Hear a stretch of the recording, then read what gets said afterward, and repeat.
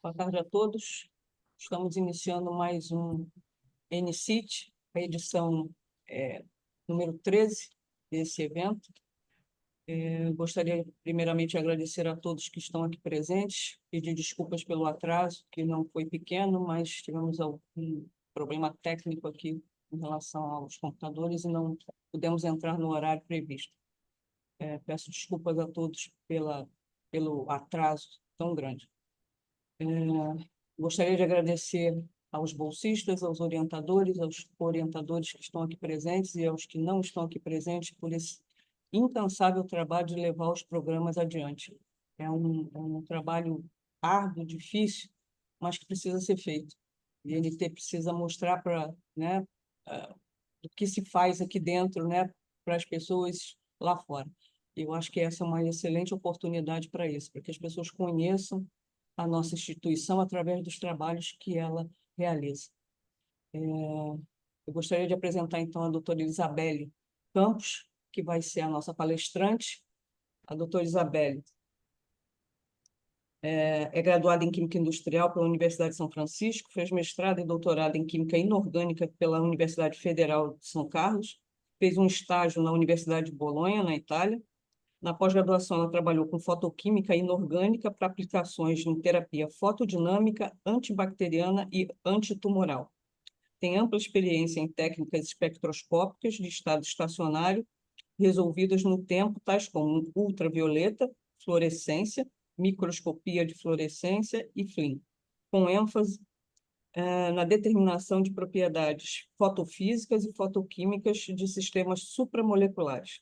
Atualmente, a doutora Isabelle atua como especialista de produtos da Shimadzu do Brasil, com foco em espectroscopia molecular, FTIR, ultravioleta, fluorescência e rama. Para receber a doutora Isabelle, eu passo a palavra, então, à doutora Ieda Caminha, diretora do Instituto Nacional de Tecnologia, que vai dar as boas-vindas a todos e à doutora Isabelle. Doutora Ieda, por favor. Obrigada, doutora Valéria. Boa tarde a todos. É com grande satisfação faço a abertura do 13º NCIT, nesse momento, a etapa PIBIC, hoje, um evento que marca o término do segundo ciclo anual de trabalho do biênio 2022-2024.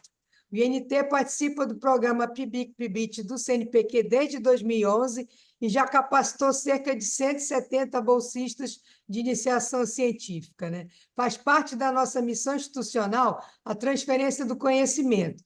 E essa capacitação de bolsistas de iniciação científica, ela permite que os estudantes tenham contato com os projetos de PDI que são desenvolvidos no Instituto e utilizar a nossa moderna infraestrutura laboratorial. E acredito que, com isso, estamos contribuindo para preparar esses profissionais para o mercado de trabalho, ou seja, no setor privado, seja na academia ou até em CTs, como é o caso do INT. Agradeço a coordenadora do programa, a doutora Valéria Gonçalves, os orientadores, os bolsistas, os palestrantes aqui em nome de todos. Eu agradeço aqui pessoalmente, virtualmente, a doutora Isabelle Campos, que é a nossa palestrante de hoje, a equipe da Divisão de Comunicação que nos apoia para realizar esse evento. Desejo a todos um excelente evento. Obrigada. Obrigada, doutora Ieda. Vamos passar, então, a palavra à doutora Isabelle Campos nesta primeira palestra do dia. Doutora Isabelle, é com você.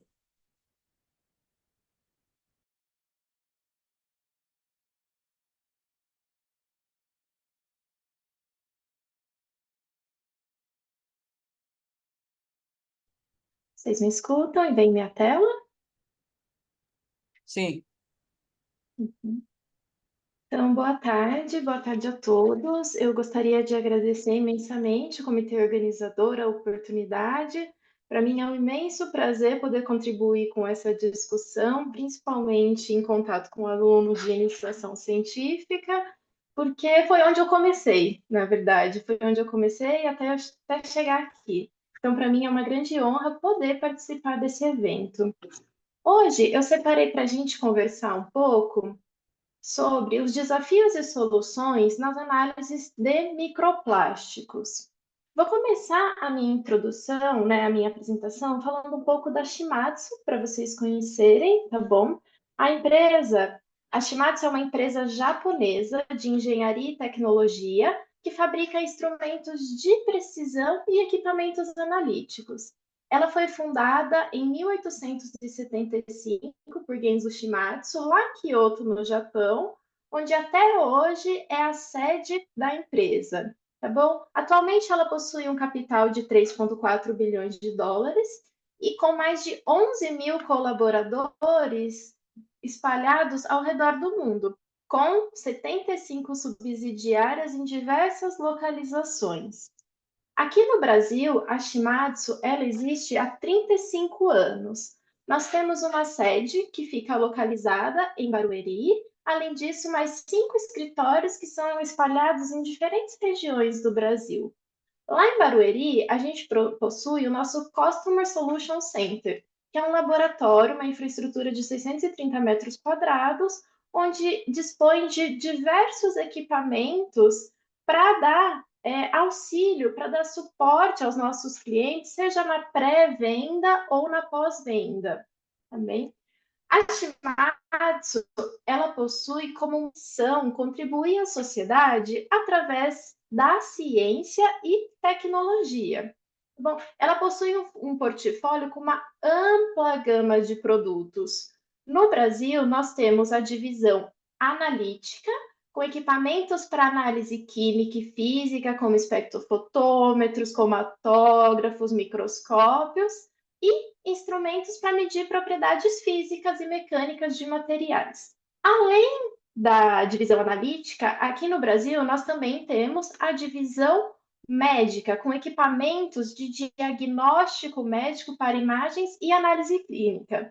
Então, isso faz com que a Shimatsu atenda diversos setores, desde setores ambientais, farmacêuticos, clínicos e alimentícios.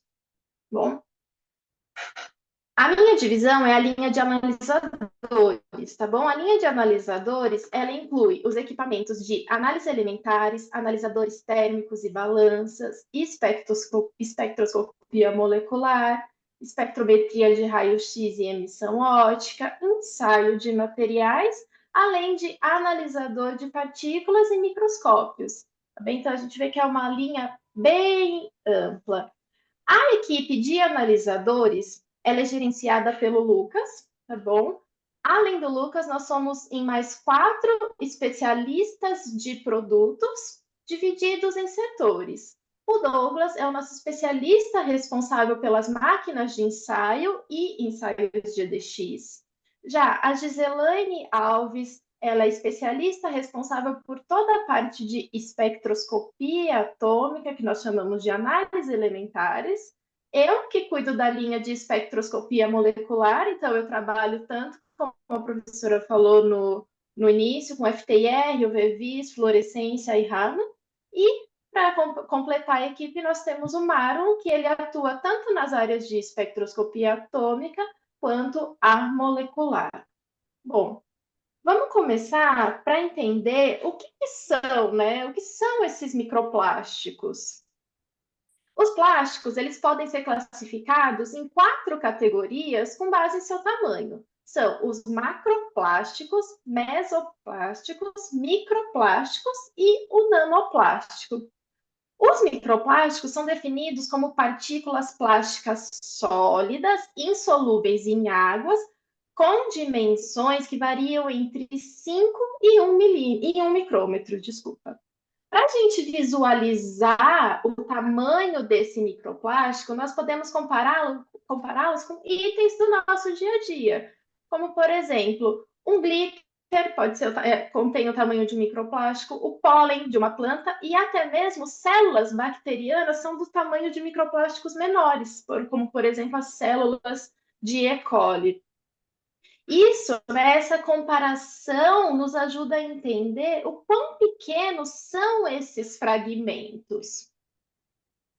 As partículas de microplástico, elas podem ser encontradas em diferentes formatos, tá bom? Incluindo fragmentos, flocos, linhas, pellets, fibras, espúminas, ou como se elas fossem em formato de lâminas, pequenas folhas, tá bom? E esse microplástico, ele vai ter uma classificação de acordo com sua origem e a forma como eles chegam no meio ambiente.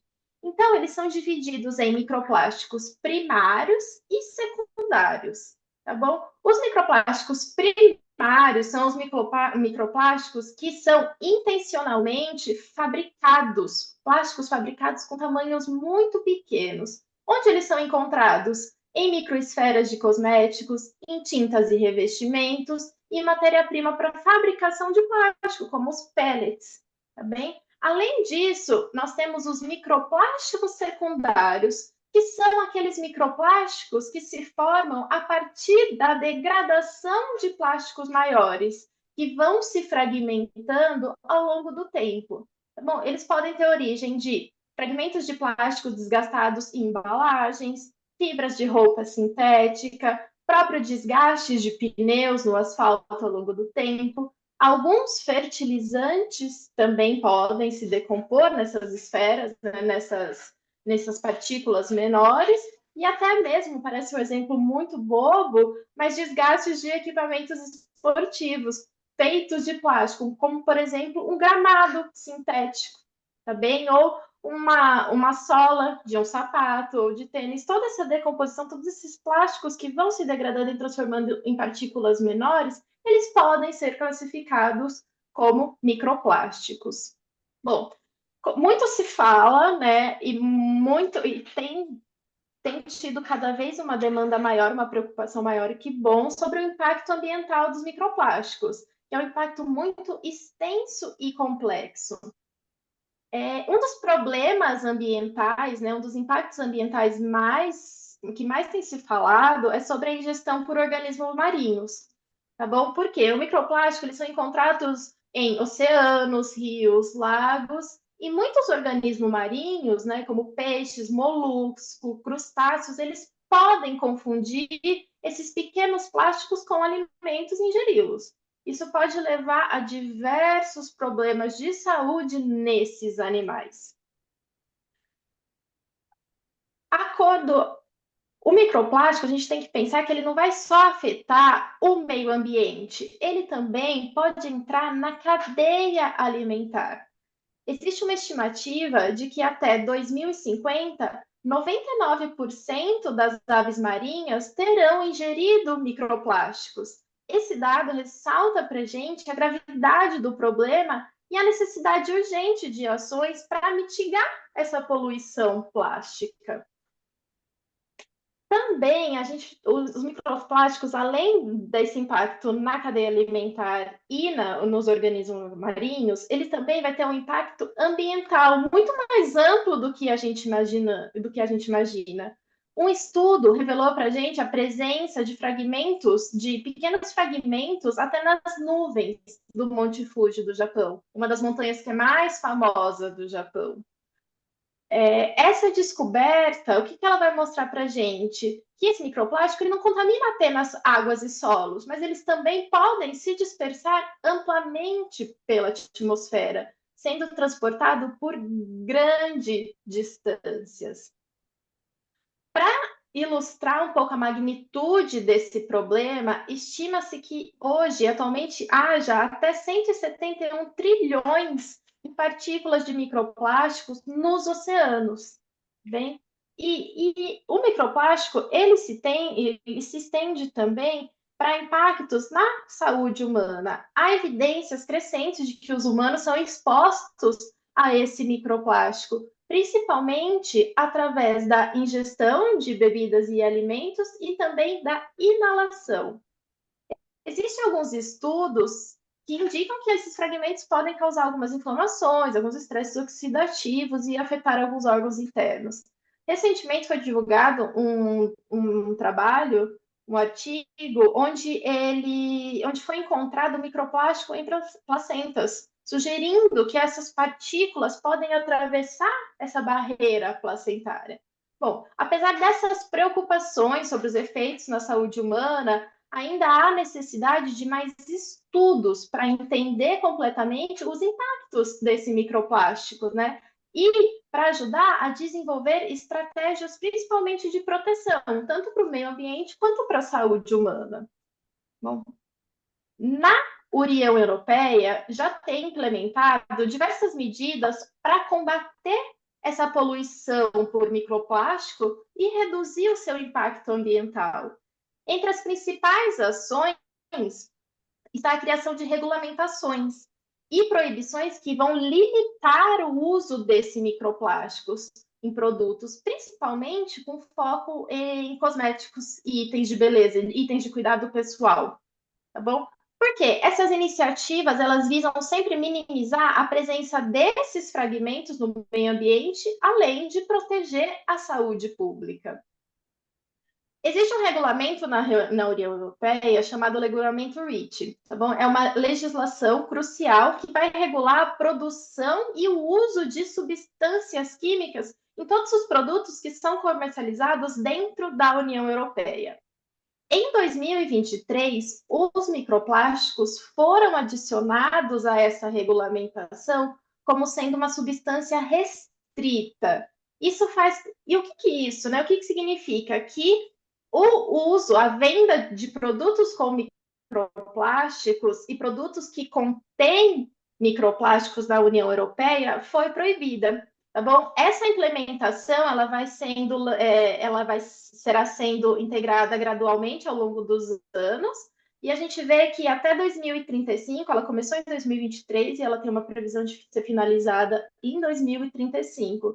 Então, a gente passou da proibição de utilização de glitter, né, de microesferas em grupos, em produtos, e ele vai se estender até produtos de maquiagens.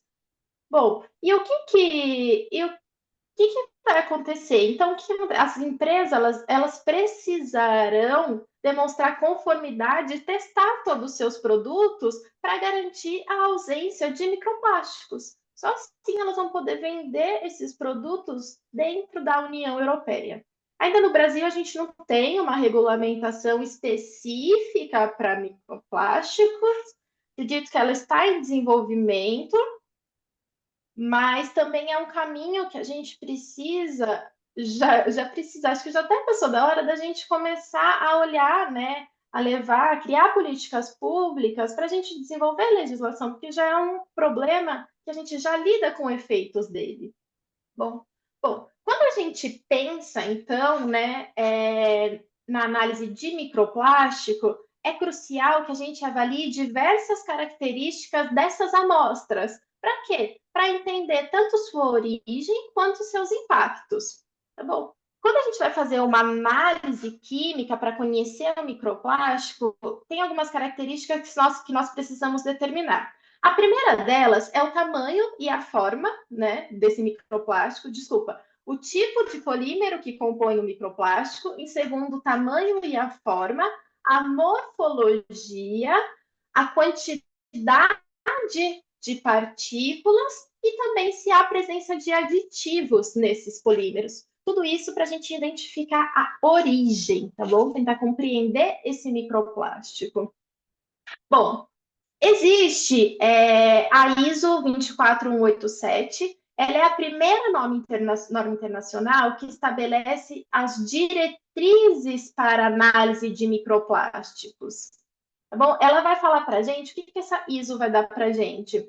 Ela destaca a importância de selecionar o método analítico mais adequado, tá bom? Em função do que você quer analisar, de qual característica você quer analisar e do tamanho daquelas partículas de microplásticos que são analisadas. Além das técnicas espectroscópicas, essa ISO também oferece algumas diretrizes do preparo de amostras.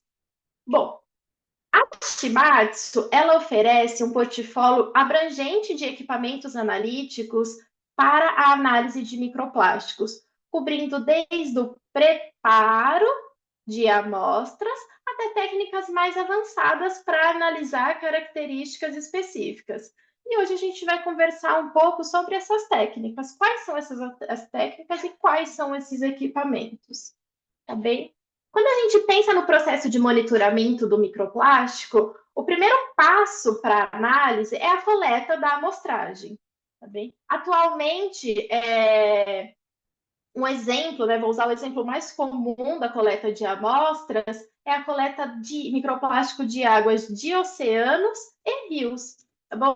Geralmente, nos oceanos, eles utilizam essa rede de Neuston, tá bom? Que ela é projetada para arrastar uma rede na superfície da água, capturando todas as partículas e incluindo microplásticos que estão flutuantes na superfície, tá bem?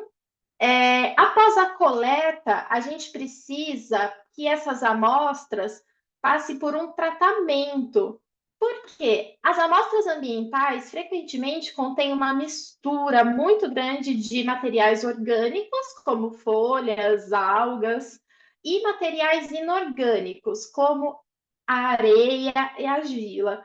E ambos esses materiais, ambos podem interferir na identificação e na quantificação do microplástico. Portanto, é essencial a gente realizar a remoção desses materiais orgânicos e inorgânicos para obter uma análise mais precisa. Como é que funciona, então, esse processo de preparação dessas amostras de microplásticos? Ela envolve 3 etapas, tá bem? A primeira etapa é a digestão de contaminantes orgânicos. Na digestão de contaminantes orgânicos, a gente utiliza uma solução, ali 30% de peróxido de hidrogênio, para remover os materiais orgânicos. A segunda etapa consiste na remoção dos componentes inorgânicos. Para isso, nós utilizamos uma solução de iodeto de sódio para separar esses materiais inorgânicos de alta densidade, como, por exemplo, pedras. Bom, e, por último, é a filtração dos microplásticos. Então, realiza a filtração para isolar esses microplásticos e serem direcionadas para a análise. A Shimadzu, ela oferece um equipamento que é o MAP100, que ele automatiza todo esse processo de preparação de amostra. Então, o MAP100, ele realiza as etapas de digestão, separação e filtração. E com ele, a gente pode extrair microplásticos que variam de tamanho de 0,3 milímetros até 5 milímetros. Quando a gente automatiza esse processo de preparo de amostra, quais são as vantagens, né? A gente tem uma economia de trabalho, porque você vai pré-definir as condições e o equipamento vai fazer todo o processo de separação, de gestão, filtração automaticamente.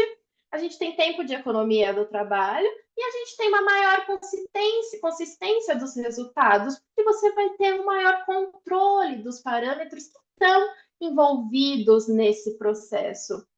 O MAP100, ele é operado por um software que pode ser instalado em tablets, celulares.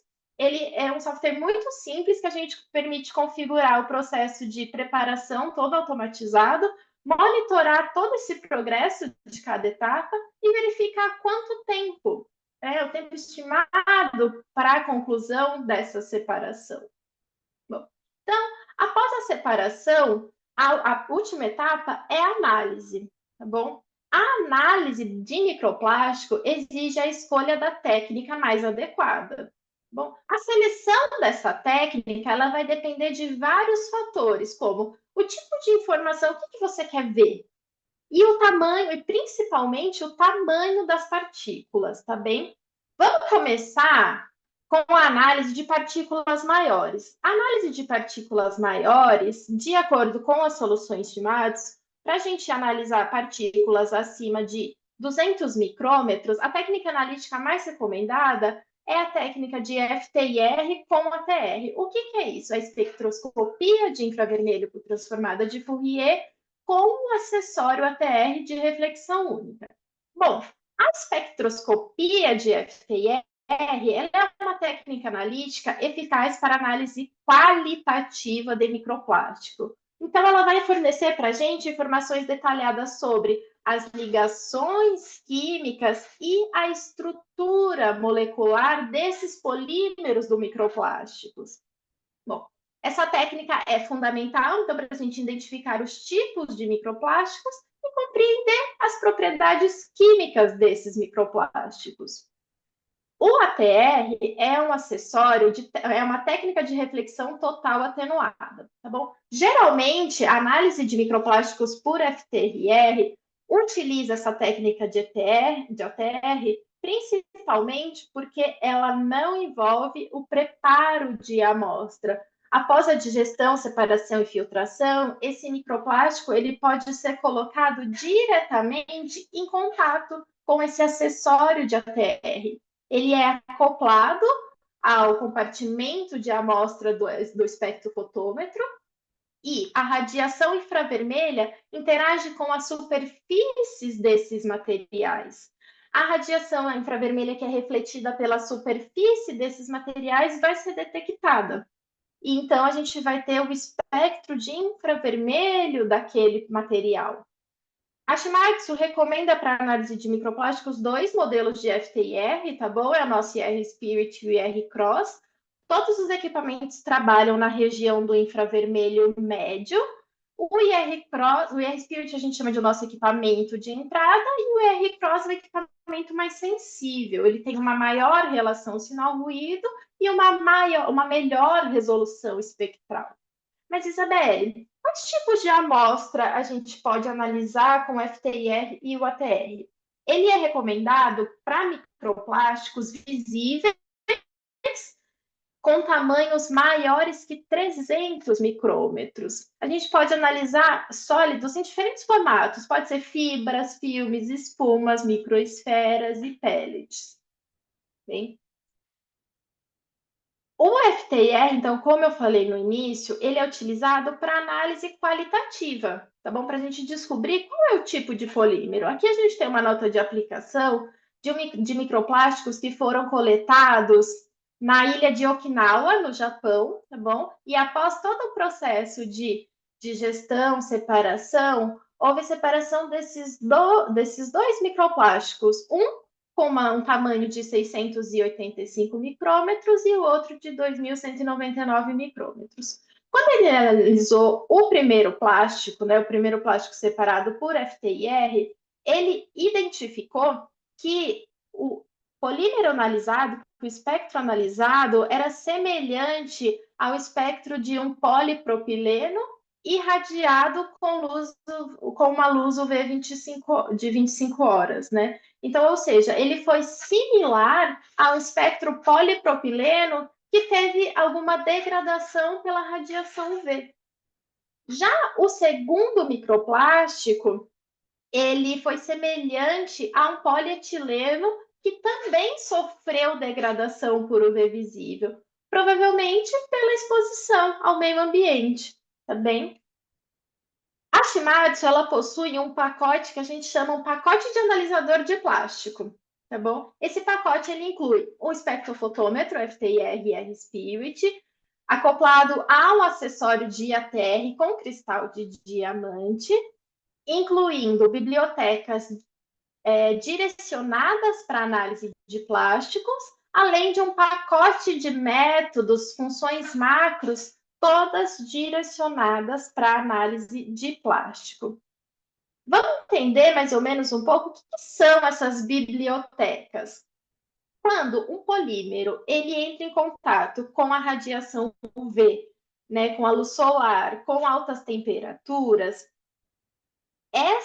essa condição gera a degradação nas moléculas. Se a gente gera degradação nas moléculas, quando a gente vai analisar um espectro de FTIR, é difícil comparar um plástico degradado com um plástico original, porque essa degradação leva a alterações químicas na molécula. Isso vai resultar em mudanças nas bandas ou criação de novas bandas, novos picos, desculpas, ou deslocamento de picos no FTIR. Para a gente ter uma comparação mais precisa com as bibliotecas, a Shimadzu desenvolveu duas bibliotecas. Uma de plástico degradados por UV, onde contém 300 espectros de 14 plásticos degradados por tempos de exposição à radiação, diferentes tempos de exposição à radiação UV, bem como uma biblioteca de plásticos degradados por temperatura, plásticos, né, polímeros expostos a altas temperaturas. Tudo isso ajuda na hora, facilita o processo de identificar a origem daquele microplástico que você vai estar analisando de uma amostra desconhecida. Por último, nesse pacote de analisador de plástico, o espectrofotômetro vem com uma função macro, com os parâmetros pré-definidos para análise de microplástico. Isso permite o que? A automação das análises. Com esses parâmetros macros, os operadores, né, os alunos, os operadores, eles escolhem o tipo de teste que ele vai fazer. Nesse caso, a gente pode citar um teste de identificação, e automaticamente essa função macro vai gerando, vai mostrando para você, te orientando cada passo que você precisa fazer. Então, ela te orienta a fazer o background, ela te orienta a colocar a amostra, e por final ela obtém o espectro para você e gera a criação do relatório. Tudo isso é um modo de automatizar e facilitar a análise desses plásticos. Bom, quando a gente analisa partículas já menores, agora eu vou falar dos tamanhos de partículas de 10 micrômetros a 100 micrômetros, as técnicas mais recomendadas são a microscopia de infravermelho. Bom, o que é? Na microscopia de infravermelho, é possível obter imagens detalhadas dos microplásticos e direcionar a radiação infravermelha para cada partícula que será medida. Assim como o FTIR com a TR, a gente consegue identificar o tipo de polímero, mas adicionalmente, com a microscopia de infravermelho, é possível determinar a morfologia dessas partículas e analisar a quantidade de partículas em uma determinada área. A Shimadzu, ela possui 2 microscópios de infravermelho. O primeiro deles é o Survey, tá bom? Ele é um acessório que vai ser acoplado ao compartimento de amostra de um FTIR comum. E ele é recomendado para análise de microplástico com tamanhos superiores a 100 micrômetros. O segundo microscópio infravermelho é o IMSIGHT, tá bom? Ele já é um microscópio automatizado e ele é capaz de detectar microplásticos com tamanhos superiores a 10 micrômetros. Em ambos os microscópios, os modos de análise envolvem a transmissão, a reflexão, ou podem ser realizadas análises de ATR também no microscópio. A gente chama de análises de ATR pontuais. Vamos conhecer um pouco o que é esse microscópio de infravermelho. Bem, o microscópio IMSIGHT, ele é um equipamento automatizado que facilita a análise de microplásticos em 3 etapas principais: observação, medição e análise de dados. Para medição, ele possui uma câmera de campo amplo, tá bom? Onde você vai conseguir ter uma imagem de campo amplo da sua amostra. Além disso, ele tem as objetivas de infravermelho. E quando você faz essa imagem de campo amplo, ele possui um sistema de reconhecimento automático de contaminantes. O que é isso? Ele vai tirar a foto e vai identificar nessa foto possíveis regiões de interesse para que sejam adquiridos espectros de infravermelho. Bom, as medidas, né? Então, com isso, você consegue obter espectros de infravermelho, com esferas, por exemplo, de um diâmetro de 10 microns. E, além disso, o próprio software ele possui uma função de medição de comprimento. Isso vai ajudar a gente, auxiliar a gente a determinar o tamanho desses microplásticos. E, por último, quando a gente vai analisar os dados, o microscópio InSight também tem uma função chamada consultor de espectro. Essa função, consultor de espectro, ele vai te dar conselhos para você melhorar o seu espectro de FTIR, tá bom? Ajudando o usuário a otimizar os resultados de análise. Ele vai pegar o seu espectro e vai falar, olha, melhora a linha de base, aumenta a resolução, diminui a resolução, aumenta o número de scans, tudo isso de uma forma intuitiva para o usuário, tá bem? Agora, a gente vai falar das análises de microplásticos ainda menores. Agora, para análise de microplásticos com tamanhos acima de 1 micrômetro, a técnica mais recomendada é o FTIE, o microscópio de infravermelho com Raman. Bom, esse microscópio infravermelho e Raman é um microscópio que é uma exclusividade Shimadzu, tá bom? Só nós temos um sistema que acopla infravermelho e Raman no mesmo microscópio. Como exclusividade, vamos conhecer um pouquinho, tá bom? No microscópio InSight, a gente tem a combinação, no AirSight, desculpa, a gente tem a combinação de duas técnicas analíticas em um único equipamento, infravermelho e Raman. Essas técnicas, elas são técnicas analíticas complementares e ambas vão fornecer informações detalhadas sobre as ligações químicas e a estrutura molecular dos compostos analisados. Então, no infravermelho, no AirSight, é possível realizar medições de infravermelho e Raman na mesma posição da amostra. Você faz a troca entre as técnicas analíticas só com um clique no software. Não precisa em nenhum momento retirar a amostra do microscópio. Um botão no software você troca entre análise de Raman e infravermelho. E a gente chama de single system, por quê? Ele é o único microscópio que correlaciona essas duas técnicas analíticas. Esse microscópio, ele contém uma objetiva de infravermelho, que ele permite uma observação de áreas pequenas, ali de mais ou menos de 30 a 400 micrômetros. Além dessa objetiva de 15 vezes de infravermelho, ele é acoplado com duas objetivas Ramans. Uma objetiva Raman de 50 vezes e uma objetiva Raman de 100 vezes. A objetiva 100 vezes, ela permite analisar áreas extremamente pequenas, de 7,5 até 10 micrômetros. O Raman, ele é equipado com dois lasers, tá bom? Um laser de 532 e um laser de 885. O laser de 85 é mais recomendado para evitar a fluorescência de algumas amostras, e o laser de 532 ele é comum, que a gente tenha os melhores sinais de Raman detectado, por conta que ele tem um laser de maior energia. O microscópio ele vem acoplado com um software, como eu falei, que você, através do software, você faz a troca das técnicas analíticas, só com um clique.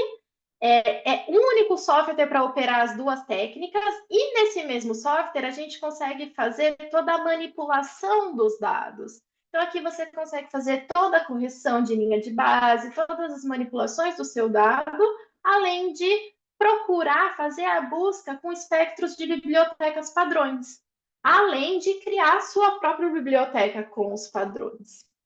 Então, você não precisa de software adicionais para fazer as medidas de tamanho, para analisar seus dados, para imprimir os seus relatórios, tudo é feito por um único software.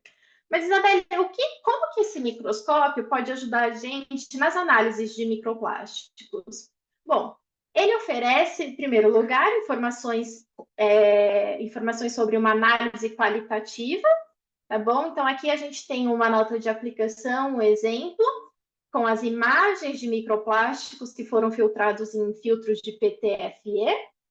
Quando a gente faz uma análise de infravermelho, a gente consegue detectar mais ou menos partículas ali de 25 micrômetros, né? E o espectro detectado por infravermelho foi similar a um espectro de polipropileno também irradiado por luz UV.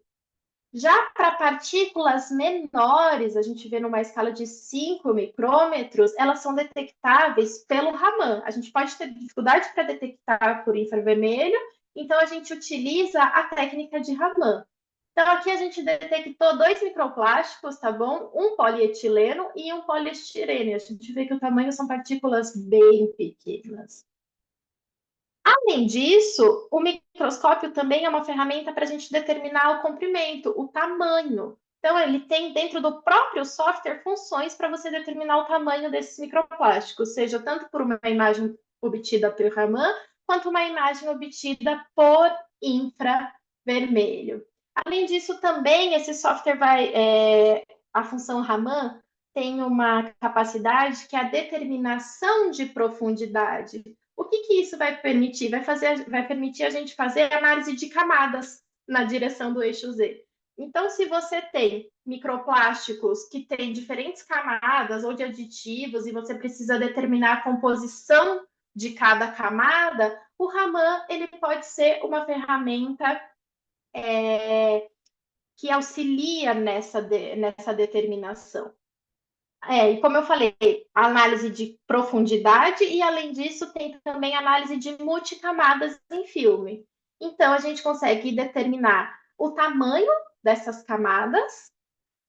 Por infravermelho, a gente consegue determinar a composição.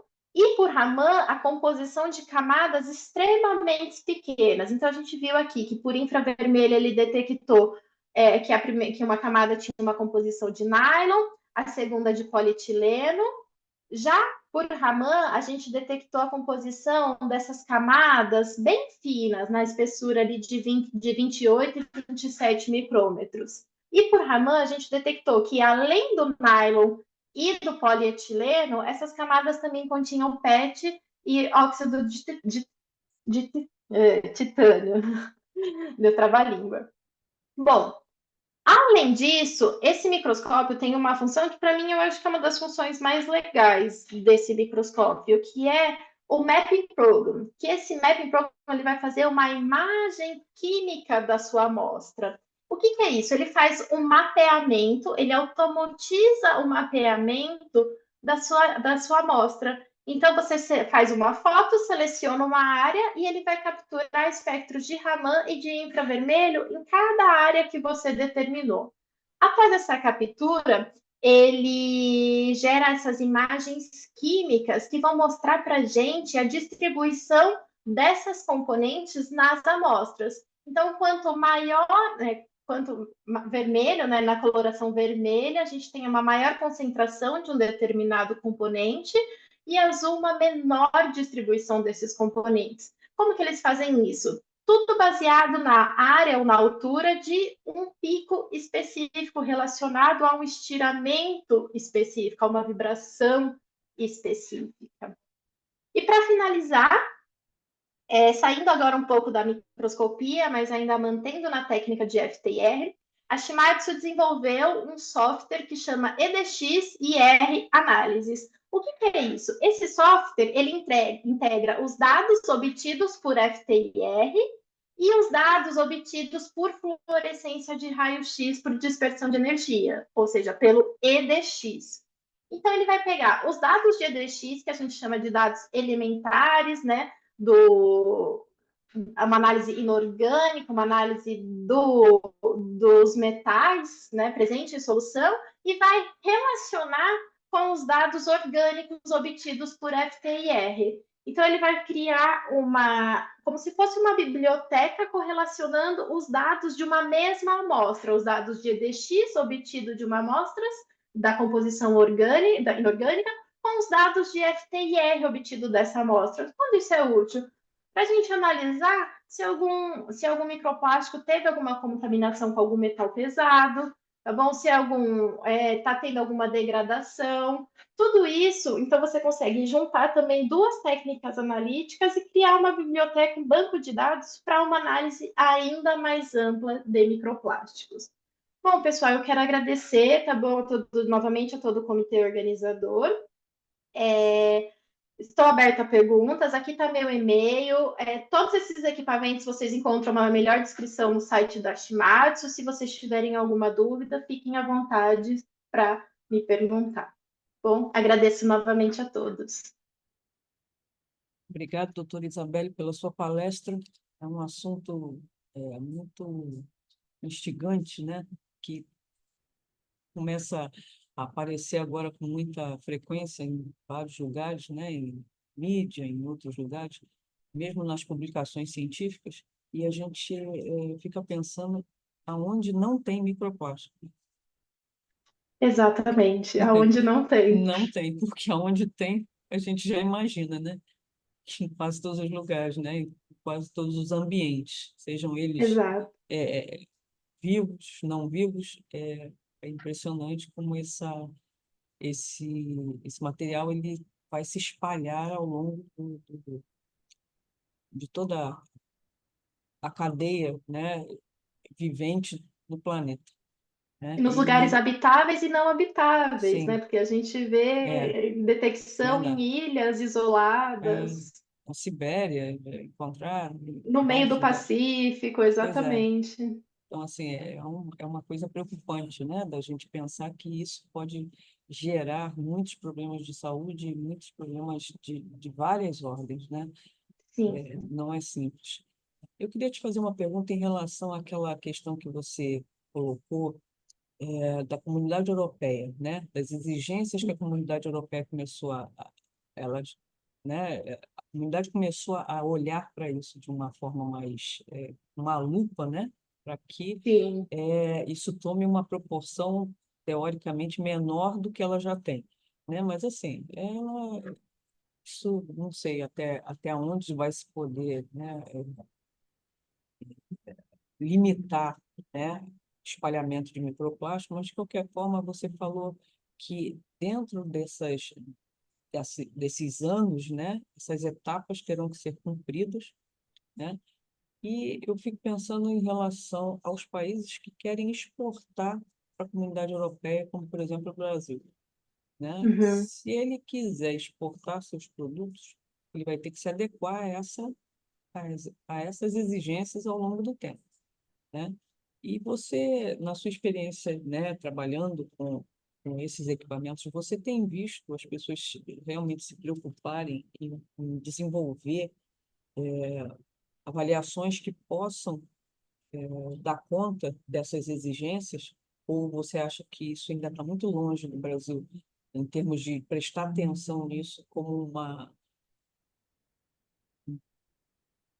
um Com a devida assunto que vai seriedade, né?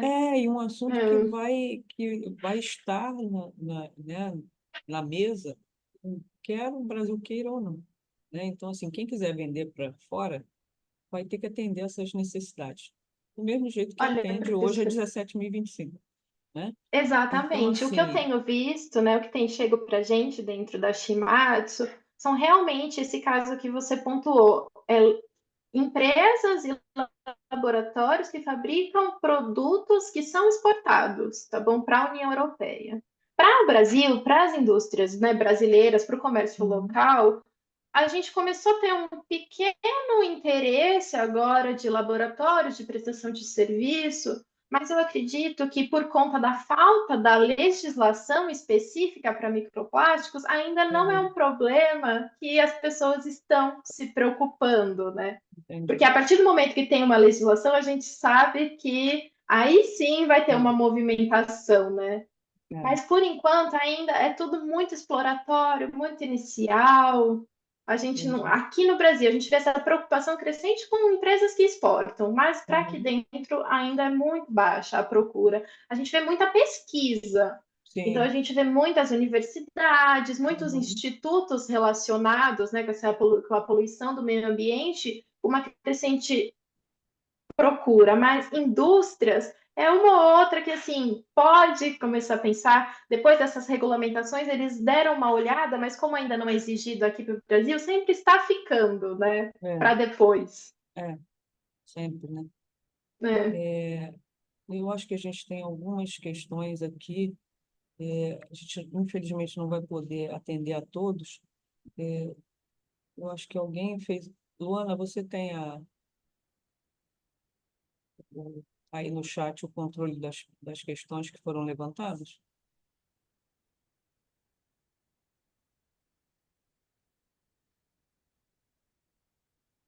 Alguém tem alguma questão para a doutora Isabelle?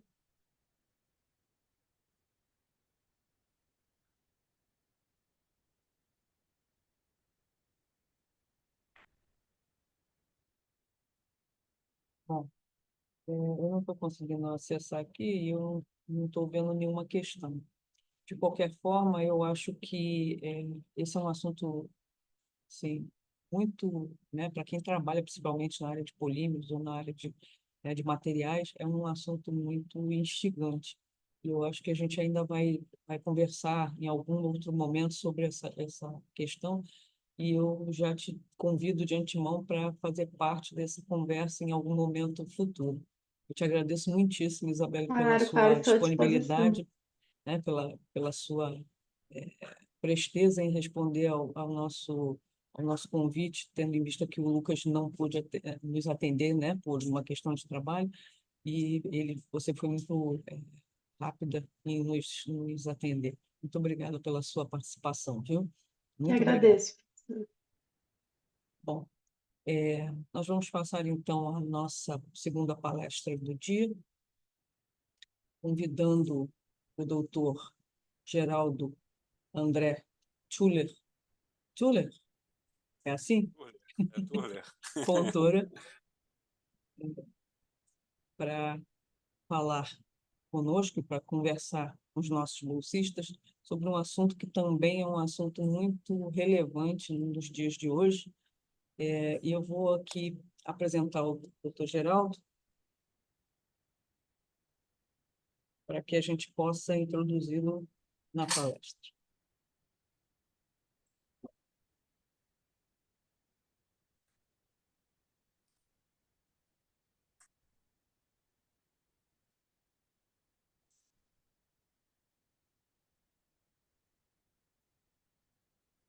Bom, o doutor Geraldo André Tüller, Fontoura, é graduado em Química Industrial, bacharel e licenciado em Química pela Universidade Federal Fluminense.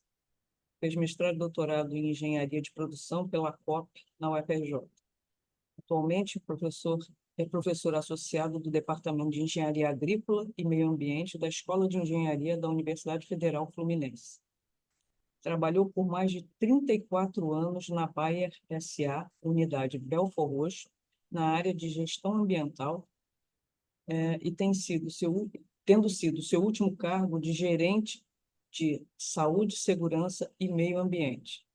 Foi professor convidado em cursos de pós-graduação em química ambiental e em gestão ambiental, com ênfase em petróleo e gás, dentre outros.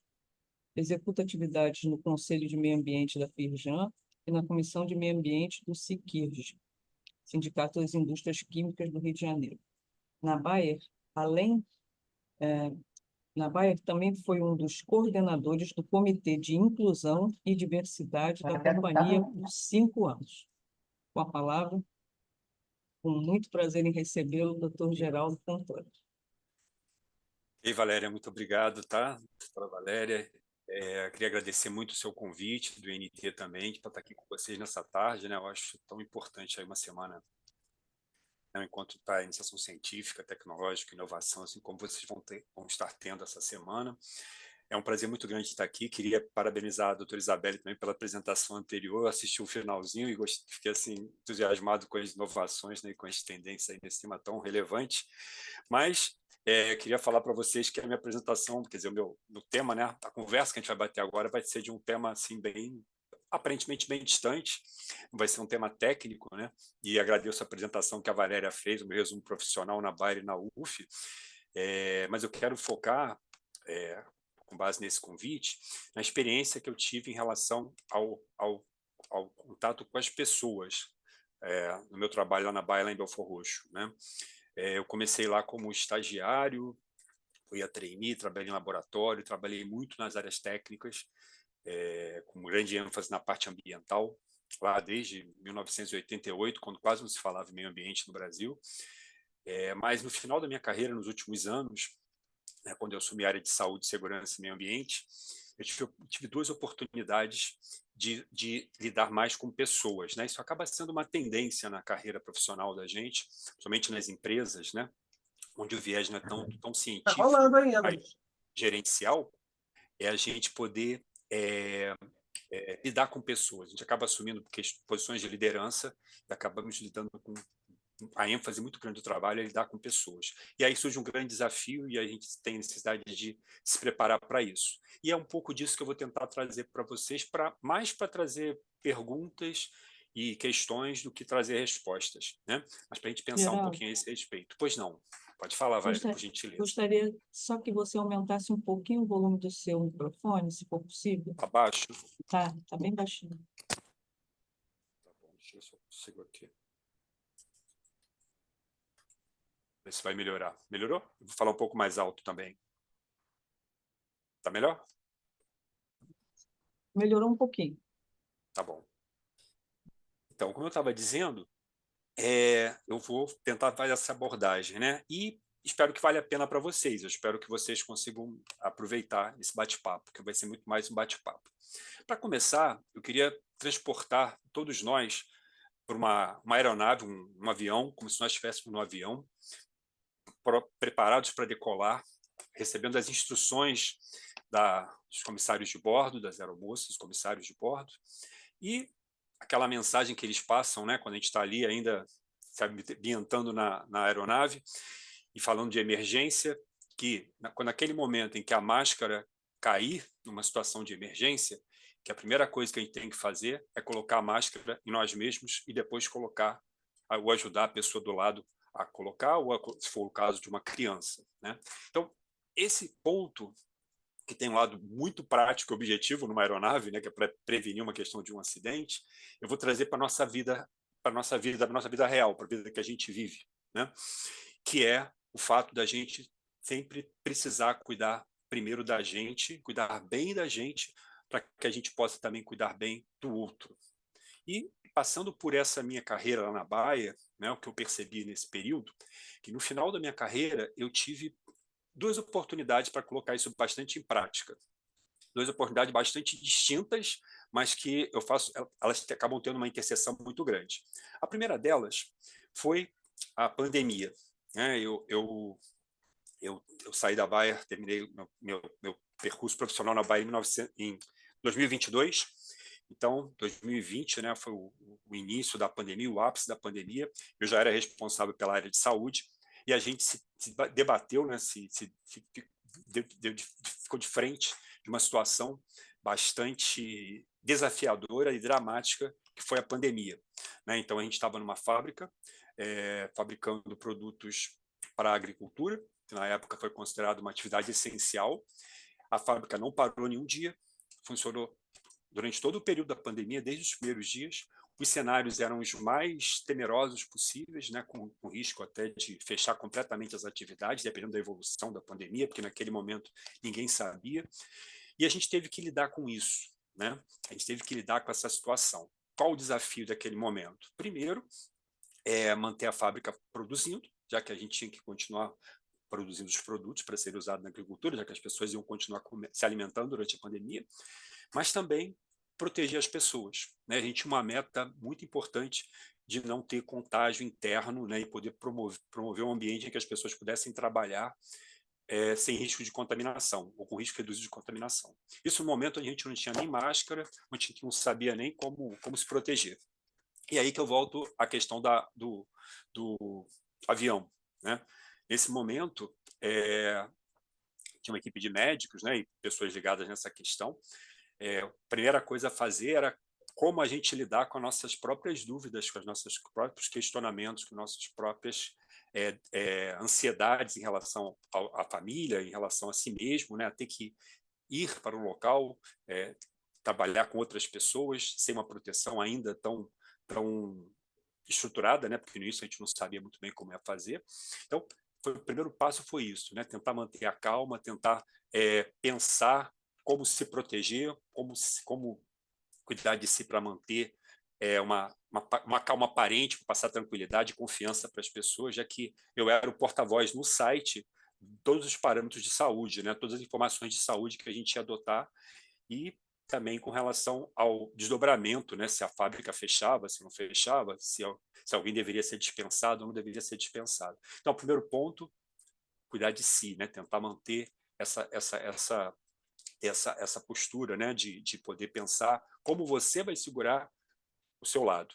E depois pensar nas pessoas, né? E aí foi por muita campanha de conscientização, de treinamento, de garantir que as pessoas iriam cumprir os protocolos de distanciamento e iam poder estar trabalhando, também trazendo as suas questões de casa, suas dúvidas, suas ansiedades.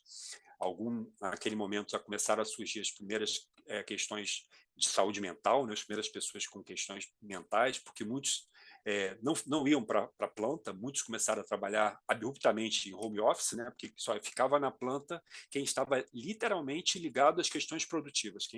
Quem tinha questão trabalho administrativo, a gente viabilizou o trabalho em casa. Então, foi assim um trabalho muito de poder cuidar do outro, né? Saber em que condições que a gente ia poder dar para as pessoas para que elas pudessem ter uma tranquilidade.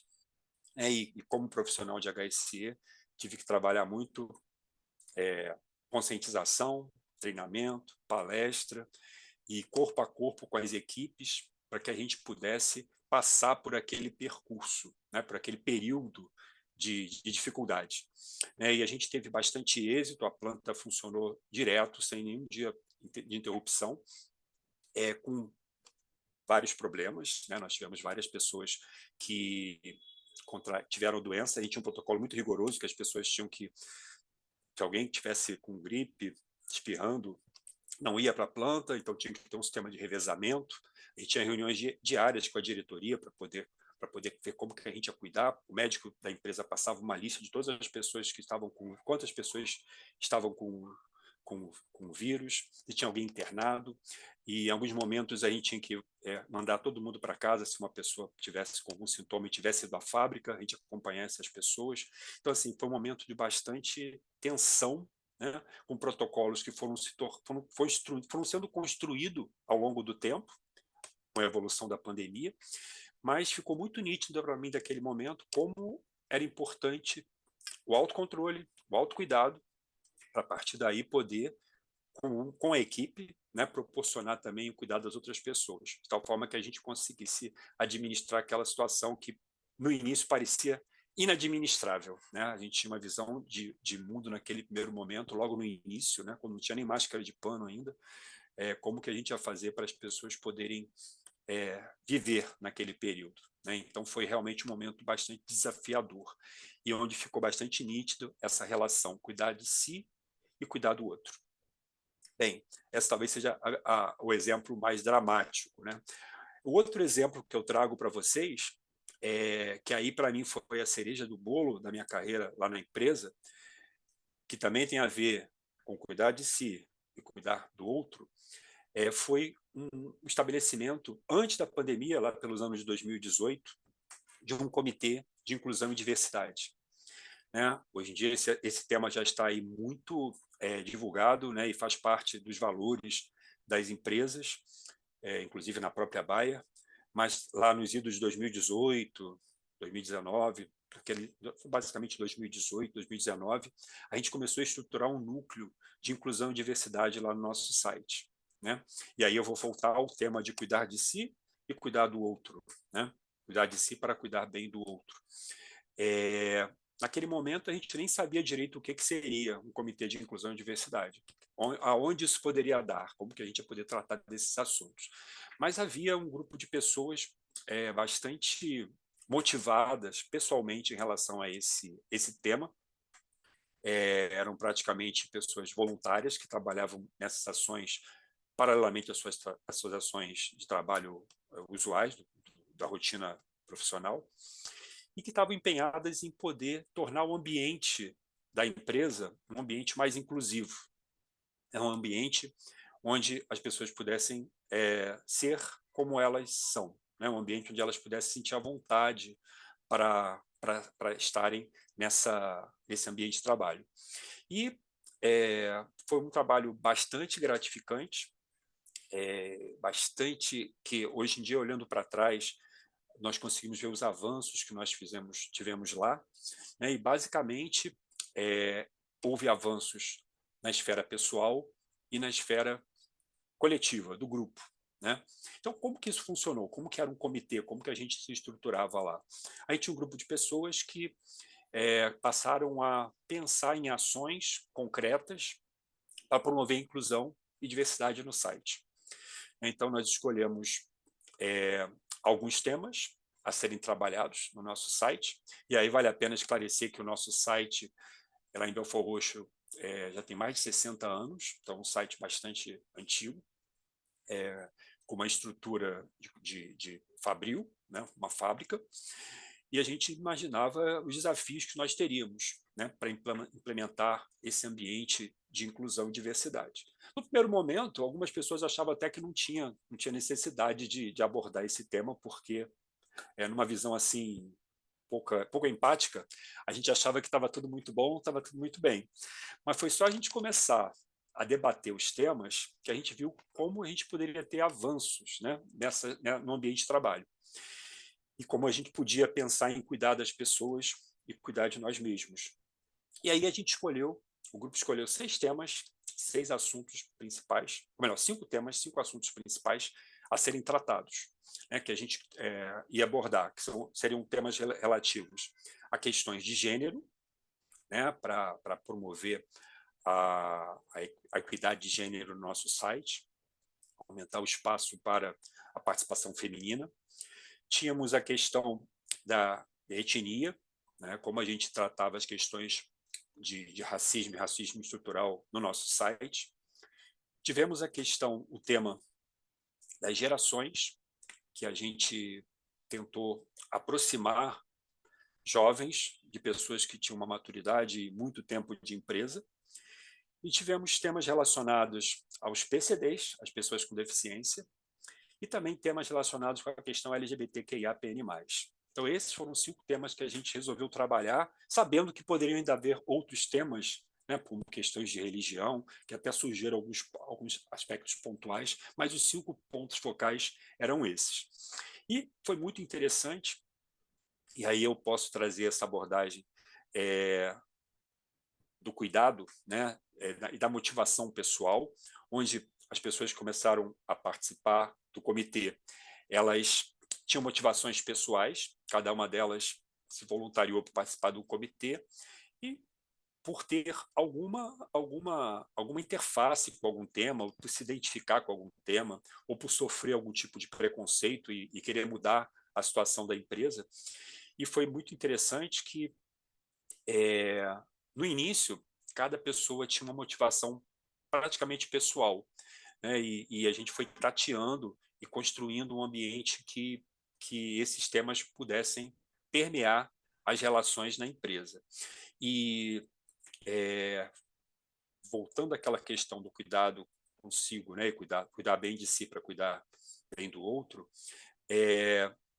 houve vários casos em que a gente conseguiu proporcionar espaço para que as pessoas se sentissem mais acolhidas e engajadas na organização, né, nesses 5 temas que nós abordamos.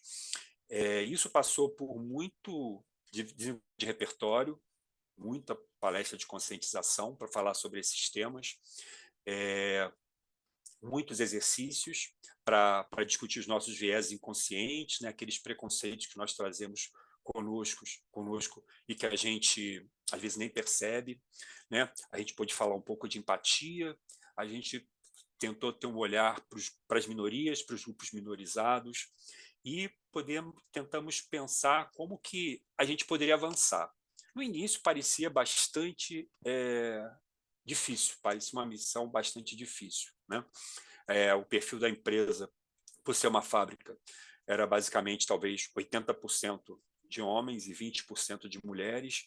A gente tinha mais de 50% de negros, né, pretos e pardos, pessoas com mais de 30 anos de empresa, como eu, por exemplo, e muitos estagiários, né? Então, um grupo bastante heterogêneo que a gente imaginava as dificuldades que a gente enfrentaria para que pudesse avançar nesse ambiente. Mas a gente tinha em mente, e a gente tinha como um propósito do comitê, poder ter esse ambiente mais acolhedor, um ambiente que pudesse acolher mais as pessoas. E foi muito interessante que, por uma coincidência, logo depois, em 2020, surgiu a pandemia, né? Surgiu aquele momento que já tínhamos 2 anos de comitê e a gente já estava um pouco mais preparado até para as questões de saúde mental e para os eventos também virtuais, que foi o período que a gente fez muitos eventos, mais eventos virtuais. E quando trazer exemplos para vocês, exemplos concretos, né, do que a gente conseguiu fazer e que a gente nem imaginava fazer. Eu vou falar de alguns exemplos de ações que nós tivemos, de avanços que nós conseguimos lá no nosso site, né, e como isso foi relevante para o crescimento das pessoas e para a criação desse ambiente mais acolhedor. Então, por exemplo, no meu caso específico, né, no meu caso pessoal, nessa primeira reunião que nós tivemos, que a gente fez um café da manhã, né, para as pessoas, para poder falar um pouco sobre, todo mundo falar um pouquinho, né, como seria esse comitê e por que elas estavam ali, né? Cada um foi falando um pouco, né? Um era questão mais de etnia, outra questão de PCDs, havia alguns PCDs na planta também, a gente tinha vários PCDs na planta lá trabalhando, outras questões de gênero.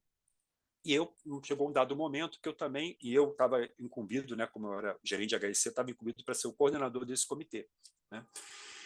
E aí eu me deparei meio que com uma encruzilhada, porque até esse momento, né, eu entrei na Baia muito novo, eu entrei na Baia com 20 anos, solteiro, e casei, me separei, tive filho, hoje em dia eu tenho um filho adulto, mas eu próprio, né, para assumir esse comitê, até então, eu nunca tinha falado na empresa da minha orientação sexual, né? Nunca tinha falado sobre isso, nunca tinha sentido um espaço para falar sobre isso, né? Inclusive, eu tinha, pelo contrário, eu tinha até muito receio de que se esse meu lado surgisse na empresa, eu pudesse ser até prejudicado, né? Um fantasma que eu tinha, né? E também nesse ínterim, né? Eu já estava 10 anos separado, eu nunca falava sobre isso, né? Não me sentia à vontade em relação a isso. Cheguei até, talvez, de não pegar grupos muito grandes nas equipes, grupos mais operacionais, até por receio de que um dia essa notícia, essa verdade aparecesse. Mas naquele momento, né, como eu ia ser o coordenador do comitê, eu falei, não é possível, eu tenho que dar o exemplo, eu não posso ser um coordenador de um comitê que oculta uma característica tão relevante para a inclusão e diversidade como essa, né? E nessa primeira reunião, e aí eu volto àquela questão do cuidar de si para cuidar do outro. Nessa reunião foi a primeira reunião que eu falei socialmente, como eu estou falando aqui agora com vocês, sobre a minha homossexualidade. Então, nessa primeira reunião, eu falei, olha, eu estou aqui por isso, porque eu sou homossexual, trabalho aqui há quase 30 anos, nunca falei sobre isso, mas eu acho que é o momento da gente realmente virar a chave aqui do nosso site e a gente poder falar sobre isso, né, e discutir abertamente essas questões. E foi muito interessante porque, para isso, eu tive que fazer uma preparação pessoal. Eu já tinha falado com meu filho, mas não tinha falado, por exemplo, com meus pais, e eu fui procurar o meu filho para falar com ele, olha, você sabe que eu sou, mas agora eu vou tornar isso um aspecto social, né?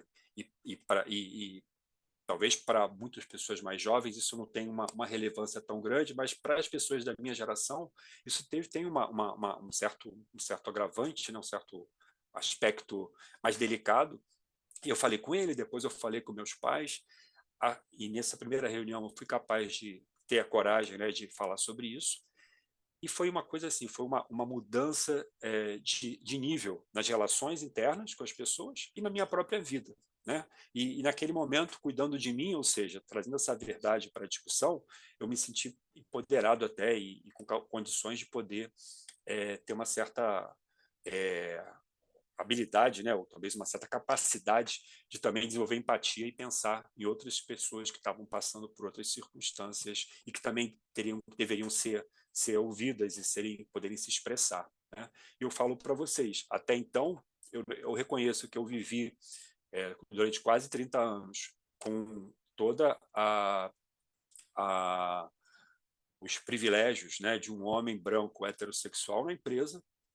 Se lá atrás eu tivesse falado sobre isso, eu nem sei se eu teria ficado 30 anos lá, né? A gente não sabe, se não existe, mas não sei. Eu tive o meu processo desses 30 anos foi em paralelo com a minha carreira profissional, então eu não sei. Mas a partir daquele momento, eu também pude realmente me sentir acolhido e à vontade na empresa, tá? A ponto de poder sair no final de semana e não estar preocupado de ser encontrado por alguma pessoa em algum local, com alguma outra pessoa, e isso virar um tema lá na empresa. Então, nesse momento, a gente percebeu o potencial que esse comitê tinha para a empresa, né? E aí, pessoal, falando um pouco de outras ações que nós tivemos lá, e para coisas que nós não imaginávamos que nós fôssemos conseguir. Então, por exemplo, uma das mudanças que a gente fez foi em relação aos PCDs, né? Porque nós tínhamos já cerca de 20 PCDs no nosso site, pessoas com deficiência, porque a empresa, com mais de um certo número de funcionários, tem que ter obrigatoriamente o número de PCDs. A gente percebeu que essas pessoas não estavam sendo ouvidas, elas estavam, a maioria delas, nas mesmas posições que elas entraram, então elas existiam, mas não interagiam, e a gente foi capaz de pensar na acessibilidade do site, né, em pensar na construção de rampas, de possibilitar maior acessibilidade, não só para essas pessoas, mas também para futuros visitantes, né? Nós não tínhamos lá, por exemplo, nós tínhamos muletantes, funcionários muletantes, mas não tínhamos cadeirantes, né? Porque a gente achava que uma situação de empresa, no caso de uma emergência, numa indústria, né, os cadeirantes não seria viável a contratação. Mas a gente poderia ter um visitante que era cadeirante, o nosso site não era preparado para isso. Então foi um desafio para a gente olhar o ambiente e pensar o que a gente poderia fazer para acessibilidade. No âmbito de gênero, passando para um segundo tópico, a gente olhou muito para a mulher, para a questão da mulher, passamos a ouvir a mulher, inclusive o grupo que tratava da mulher no início só tinha mulher, a gente teve que depois convidar alguns homens para participar também, porque para falar sobre gênero a gente precisa de homens, né? Porque o protagonista é o homem, quem tem que sofrer a modificação nessa questão é o homem, né? Quem tem que olhar as relações é o homem, né? Então a gente fez essa modificação, e um exemplo concreto, no caso do gênero, foi olhar a produção, e na parte operacional a gente tinha uma premissa de que as mulheres não poderiam trabalhar por uma questão de saúde, né, por manusear alguns produtos químicos, porque lá é uma fábrica de inseticidas, fungicidas e herbicidas, né, então trabalhava com algumas substâncias, princípios ativos que poderiam trazer consequências para a mulher, mas nós fizemos um trabalho de adequação e olhamos para a produção e falamos, bem, quais são os locais seguros onde nós podemos ter mulheres trabalhando? Quais são os locais onde essas pessoas podem desempenhar a sua função?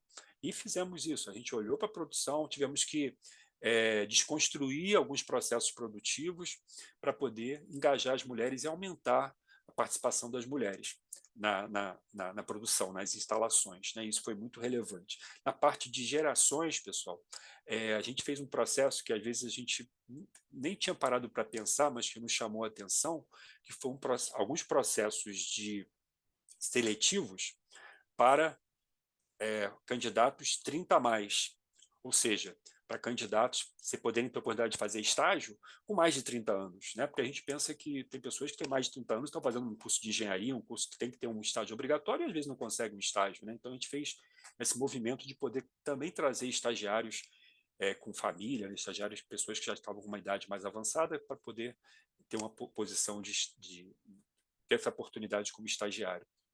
Isso porque, né, a gente queria, inclusive, aproximar, né, as pessoas e poder aproveitar o lado positivo da geração que tem mais experiência, para aqueles que estavam chegando também mais arejados, né? E isso foi muito relevante também. Do ponto de vista de etnia, o desafio também foi bastante grande na questão do racismo, porque a gente olhou para a nossa estrutura da organização e vimos que a gente tinha mais de 50% da população de pretos e pardos, né, de negros, mas à medida que a gente olhava para a estrutura da nossa empresa, e não era só o site Belfor Roxo, né, mas da empresa como um todo, havia um embranquecimento da estrutura, né, a ponto de você não ter mais representantes negros nos níveis mais elevados. A gente teve que fazer um trabalho também nesse aspecto, né, para poder promover o desenvolvimento, a contratação e desenvolvimento de pessoas negras, né? A Baia, inclusive, já teve alguns processos seletivos de trainees dedicados para pretos e pardos, né? Isso para uma iniciativa de mudança. E com relação à questão LGBTQIAPN+, que foi onde eu acho que o avanço foi maior. Eu, particularmente, não imaginava que no período que eu estivesse lá nós fôssemos conseguir isso. A gente conseguiu fazer a contratação de mulheres trans para a produção, mulheres transexuais para a produção, fazer um processo seletivo exclusivo para mulheres transexuais para a produção. E isso foi muito interessante porque os depoimentos das mulheres fazendo a entrevista, né? Muitas delas diziam que, nossa, eu nunca participei de um processo seletivo numa empresa, nunca tive essa oportunidade de participar de um processo seletivo, né? Porque nunca houve um processo seletivo que eu fosse aproveitada, né, para poder ser contratada, né? Então, como que isso pode ser conseguido, né? Mas aí eu quero chamar a atenção para 2 aspectos, né? O primeiro foi o processo de conscientização das pessoas e desenvolvimento de repertório, treinamento, para que a gente pudesse preparar um terreno para que isso pudesse acontecer.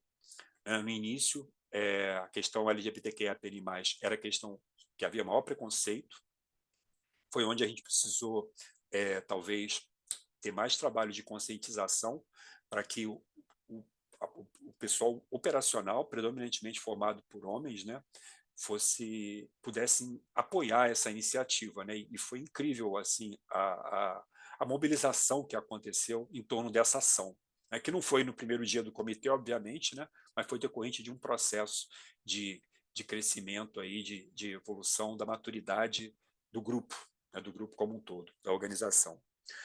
E também pelo fato das pessoas perceberem que esse era um valor da organização, esse era um valor para a empresa, né? Então, isso foi realmente muito relevante, essa mudança que a gente conseguiu das pessoas. Tivemos problemas? Tivemos algumas dificuldades, certamente tivemos, mas só a criação desse ambiente mais acolhedor, né, e com pessoas mais diversas, foi muito enriquecedor, até para que a gente pudesse ter contato, né, com pessoas transexuais, né, com pessoas que vivem essa realidade, vivem essas dificuldades, né? Então, foi um avanço que nós conseguimos que a gente nem imaginava que fosse conseguir. Então, foi assim, bastante gratificante e poder ver que as pessoas passaram por transformações, né? E quando eu voltando àquele tema nosso de cuidar de si para cuidar do outro, né? Quando a gente fazia os treinamentos, eu particularmente sempre enfatizava, né, que algumas vezes a gente acha que inclusão e diversidade é uma questão do outro, né? Não é uma questão nossa, é uma questão do outro. Então, as pessoas não se sentem impactadas por nenhum dos temas e parece não fazer tanto sentido, né? Mas quando a gente fazia os treinamentos, a gente sempre falava, olha, pessoal, a gente está aqui para debater, para conversar e para que a gente possa desconstruir alguns vieses que a gente tem e que a gente possa se preparar para o futuro, né? Porque pode ser que a gente agora não esteja vivenciando uma situação que a gente vai viver no futuro, ou por nós próprios, ou por pessoas do nosso círculo de relacionamento, né? Então, é sempre um exercício, é uma preparação e que promove um crescimento, né? E foi bastante interessante assim como que esse ambiente, né, onde as pessoas poderiam ser como elas são, né, como isso mudou o clima organizacional e a estrutura do site, né, que é um site bastante duro, né, bastante focado em produção, em produto, em tecnologia, e a gente deu esse olhar mais soft, né, de relações humanas, de desenvolvimento interpessoal, para poder avançar nessas questões. Agora, vocês podem estar perguntando, mas pô, por que o Geraldo está contando isso tudo, né? O que isso pode ter a ver com a gente? Que mensagem a gente pode levar, né? Dessa conversa toda, né? E aí eu queria chamar a atenção justamente para isso, né? Que mesmo a gente sendo técnico, né? No nosso ambiente, a gente trabalhar com temas científicos e técnicos, nunca antes deles existem as relações interpessoais, né? A gente tem que estar cuidando bem da gente para que a gente possa exercer bem o nosso papel, para que a gente possa ser receptivo aos relacionamentos, mas também a gente tem que ter a empatia, né? Tentar desenvolver empatia e tentar olhar para o outro também. Principalmente porque em todas as nossas relações a gente acaba tendo a relação interpessoal, e no caso dos profissionais da engenharia ou da química, da área técnica, muitas vezes a gente acaba numa situação de fazer a gestão de pessoas, né? De ter que liderar um grupo, e a concepção mais moderna e mais atual de grupo, né, se caracteriza principalmente pela heterogeneidade, pela diversidade, por grupos distintos, né? Quando eu comecei a trabalhar na BAE, que eu recém-formado tinha um laboratório, a minha concepção era naquela época, eu vou contratar pessoas que pensam como eu, para facilitar a organização, né, ter um grupo mais homogêneo, mas hoje em dia a gente percebe justamente o contrário, né, que é da diversidade que surgem as inovações, que surgem as mudanças e as transformações. Então, esse olhar para si mesmo, né, e para o outro é muito importante. E quando eu falo de cuidar de si, eu também acho relevante até da gente poder se empoderar das nossas próprias características, das nossas próprias convicções e poder expressar isso, né? Hoje, por exemplo, só para dar um exemplo para vocês, pessoal, novamente, hoje em dia, quando eu começo a primeira aula que eu faço lá na universidade, né, eu sempre me apresento, falo com os alunos como que eu fiz para chegar ali e estar conversando com eles sobre aquela disciplina, né? Então, eu sempre falo da importância para o engenheiro, né, um curso de engenharia ambiental, da gestão de pessoas, e falo da pandemia, das dificuldades da pandemia, mas também falo, dentro da estrutura que eu conversei com você, do Comitê de Inclusão e Diversidade, eu falo da minha orientação sexual. Eu faço questão de falar sobre isso, né, de me apresentar sobre isso. E o que eu tenho percebido nesses momentos é que, primeiro, né, cria uma identidade muito forte com os alunos, porque dá uma transparência para uma questão, para uma característica que muitas vezes é omitida, que muitas vezes é oculta, há dificuldade de se falar, então a gente dá uma abertura para se falar sobre os temas, passa uma verdade. E também, pessoal, eu aproveito para que a gente faça uma reflexão, isso vale para todos nós, né? Pensar nos nossos vieses, para perguntar quantos professores eles têm que se apresentam dessa forma, quantos professores que eles têm que são negros, se eles já tiveram algum professor PCD, se eles tiveram algum professor transexual, né? Ou seja, onde estão essas pessoas que não estão na universidade, que não estão nas empresas, né? Então, é uma perspectiva que é muito importante, e a gente que faz parte das organizações, seja no centro de pesquisa, seja numa indústria, seja numa universidade, numa escola, é muito relevante que a gente consiga, né, ter esse ambiente para falar das coisas e para criar um ambiente de inclusão. Atualmente, até a gente está lá na Escola de Engenharia, antes dessa reunião, tive até uma outra reunião que a gente está criando justamente uma coordenação ou um núcleo de diversidade numa escola de engenharia, Valéria. Na escola de engenharia, criar um núcleo de diversidade, que é justamente para a gente poder tratar dessas questões e acolher os alunos, porque, inclusive, o grupo discente mudou muito, né? Mudou muito, está muito mais permeável. Aquela escola de engenharia que a gente conheceu, né? Aquela escola de engenharia tradicional, né? Que a gente Dura, conheceu né? bem. Dura, que a gente Dura. conheceu bem. Então a gente vê como que a coisa pode evoluir, né, Valéria? E, por exemplo, no período passado eu já tive 2 alunos transexuais, né? Um transexual homem, uma transexual mulher, e passa pela questão do nome, um deles, a transexual mulher ainda estava com o nome de batismo, né? Então tem todo esse processo de poder usar o nome social, né, na chamada, para não ser constrangida de você ter que chamar pelo outro nome. Então, assim, são várias nuances que existem. Temos muitas questões também de saúde mental, né? Muitos alunos com questões importantes de saúde mental, então o professor tem que estar atento a isso, né? Esse olhar também para poder verificar a peculiaridade de cada aluno, né? A necessidade que ele vai ter para poder concluir o curso. Tem alunos, por exemplo, que a gente é informado que eles têm direito a ter mais 50% de tempo na hora de fazer a prova. Se a prova tem 2 horas de duração, alguns alunos têm direito a fazer a prova em 3 horas, pela questão que eles fazem, né? Isso é tratar os alunos com equidade, né, para que a gente possa dar condição para ele poder ter as mesmas condições dos outros em função das suas condições pessoais. Então, pessoal, já me aproximando do final, eu meu objetivo, e agradeço muito a Valéria por essa oportunidade, foi fazer esse bate-papo com vocês para a gente poder fazer essa reflexão nossa no dia a dia, né, e a gente poder olhar para a gente e olhar para o outro também, né, para que a gente possa ter ambientes mais inclusivos, né, mais equitativos também, e que a gente possa trazer isso para a nossa vida, né, porque hoje vocês, por exemplo, estão no instituto de pesquisa, mas amanhã talvez vocês estejam numa empresa, vocês vão ser gerentes, líderes, diretores de uma organização, e certamente esse tema é um tema que surge, né? Então está aberto para se informar, para tentar desenvolver essas questões, pelo menos no meu entender, pela minha experiência, pode ser bastante importante aí para o futuro de vocês. Tá bom? Eu estou aberto aí para uma pergunta, Valéria, alguma dúvida. Se alguém quiser fazer algum comentário, alguma coisa não tenha ficado muito claro. Eu não, preferi não fazer os slides para poder ficar com a câmera aberta e direto olhando para vocês também, né? E eu fiz um roteiro aqui para mim para poder me orientar. Mas a ideia foi essa, né, pessoal? Mostrar a importância da gente cuidar da gente mesmo para também poder cuidar bem do outro. Tá bom?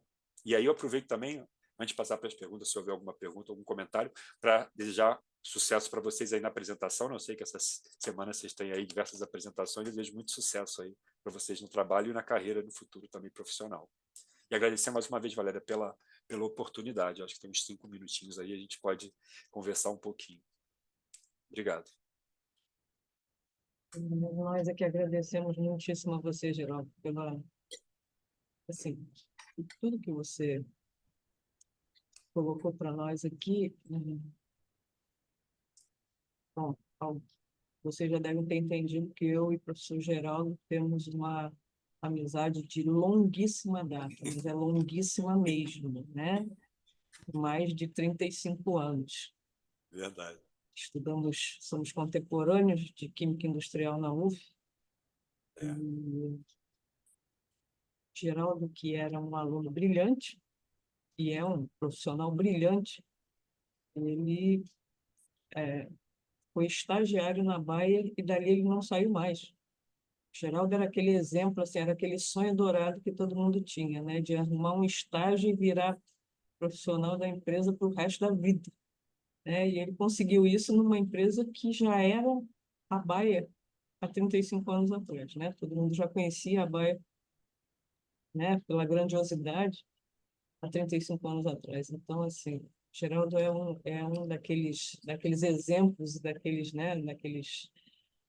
Obrigado, Daquelas Valéria. pessoas que a gente admira ao longo do tempo, né? Admirava como colega né, de estudo porque ele era brilhante, né? Ele tinha um CR, nossa, que nem, né? A gente passava muito longe do CR dele, tá, gente? Valéria. A gente passava muito longe.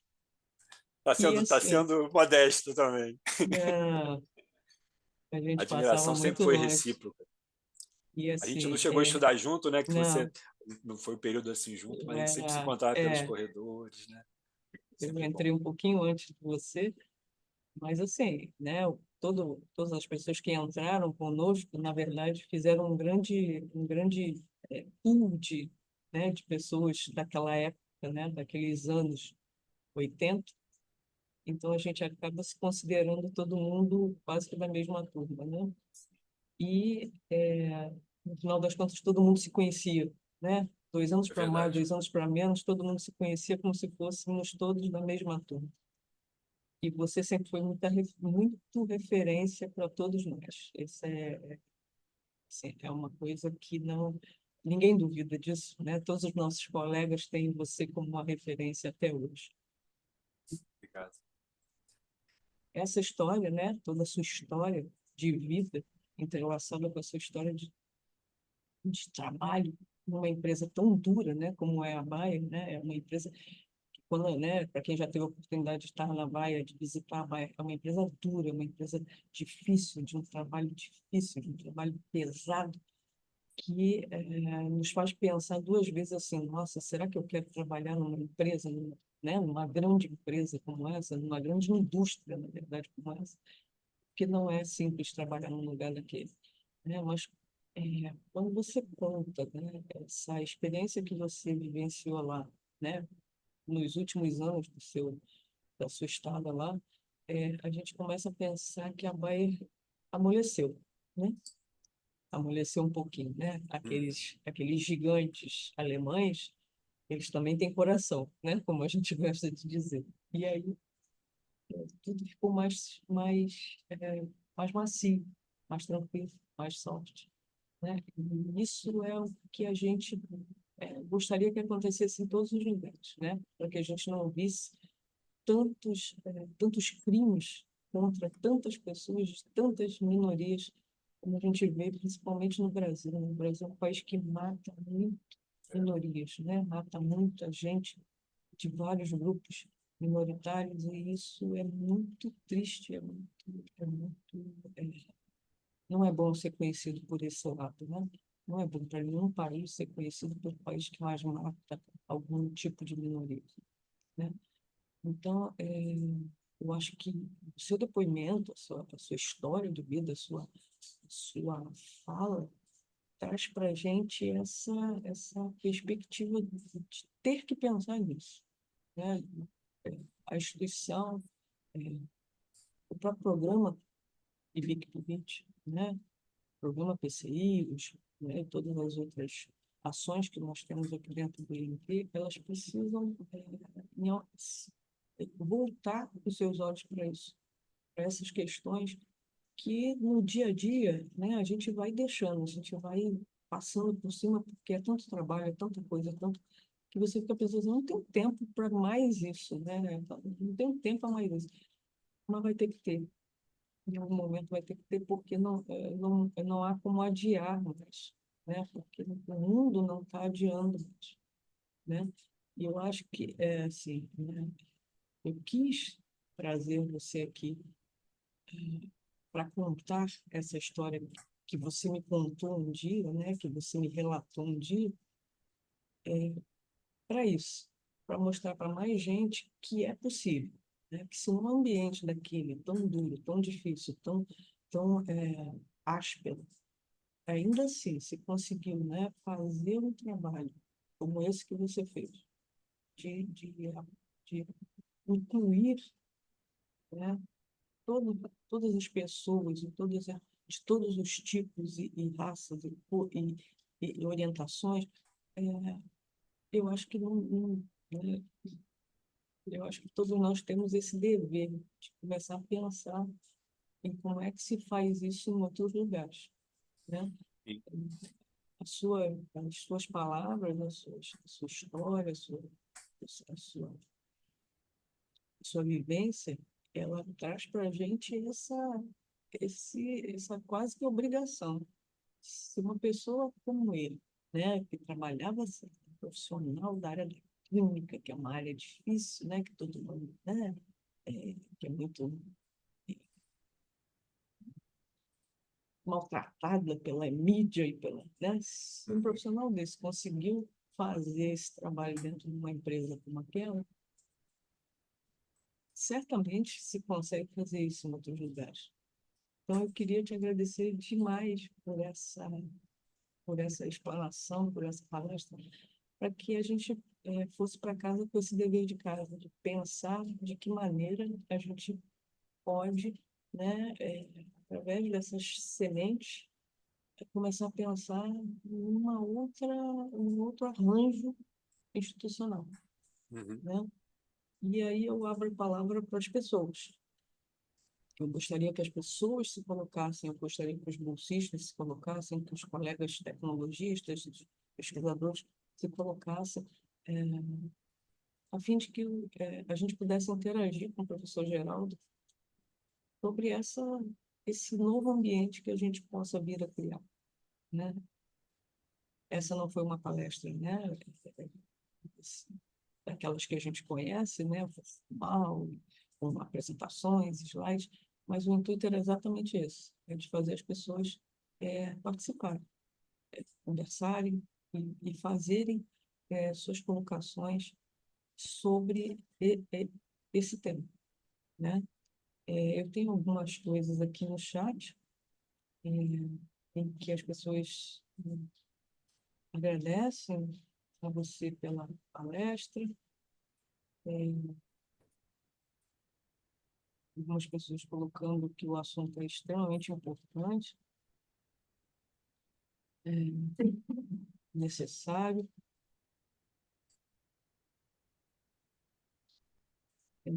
Pessoas colocando que, né, são assuntos que são relevantes em qualquer área do conhecimento. Enfim, todos parabenizando você por essa explanação. Valéria, obrigado mesmo. Deixa eu só acrescentar um ponto que Sim. você falando aí, me lembrei, eu acho que é relevante. Agradeço aí pelo feedback dos participantes aí, fico muito feliz de vocês terem gostado. E você falou que foi justamente isso, né?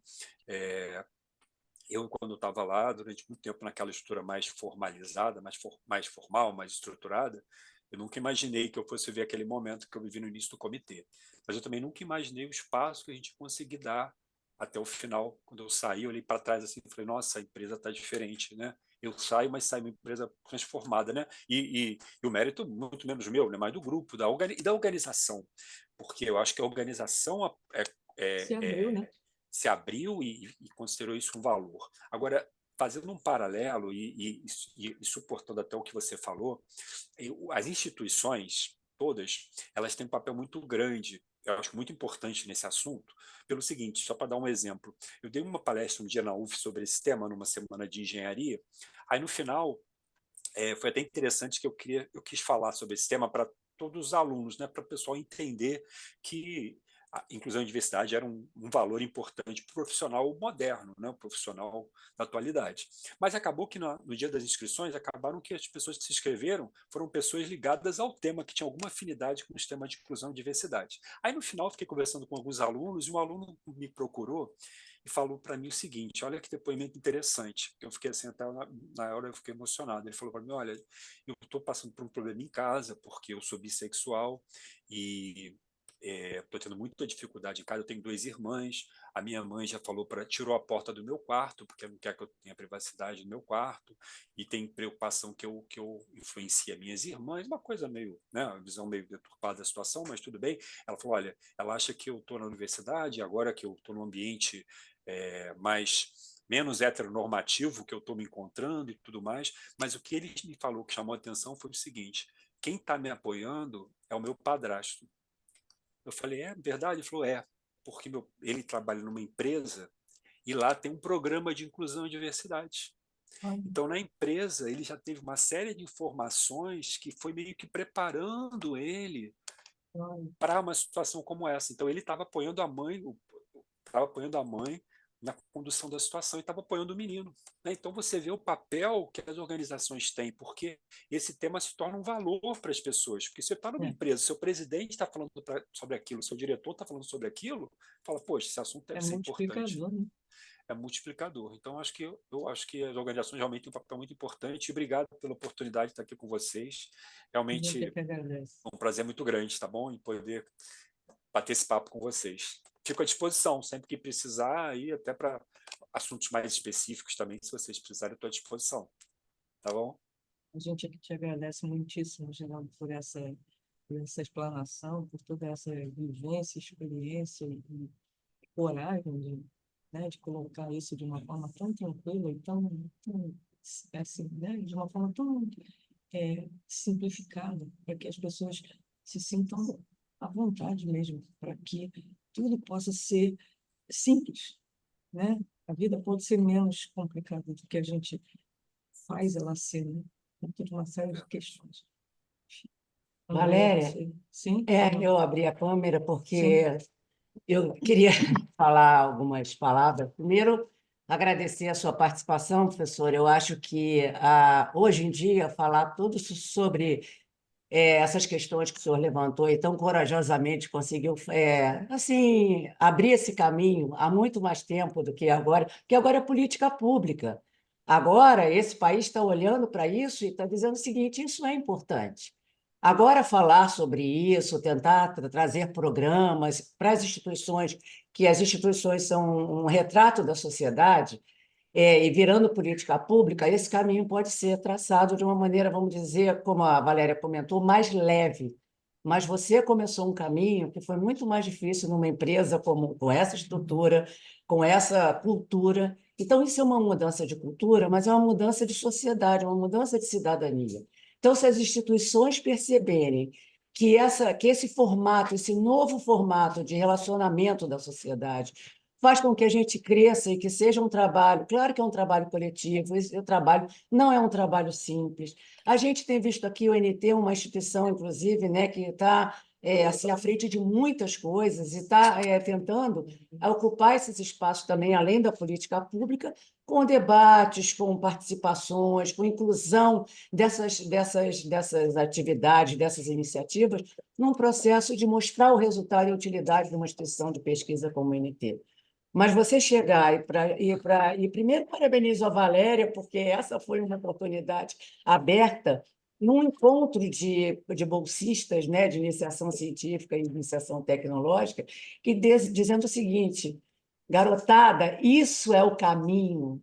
Pessoal, essa é a importância da gente estar olhando a diversidade, a inclusão, a capacidade da gente junto trabalhar com tecnologia e inovação, sem esquecer essas questões que foram levantadas aqui hoje. Não é só conhecimento, não é só, não digo só, não estou diminuindo a importância de uma instituição tecnológica de pesquisa de maneira nenhuma. Eu estou dizendo que aqui seja o locus dessa transformação, que aqui seja uma possibilidade da gente mostrar para a sociedade que a gente também está olhando para isso.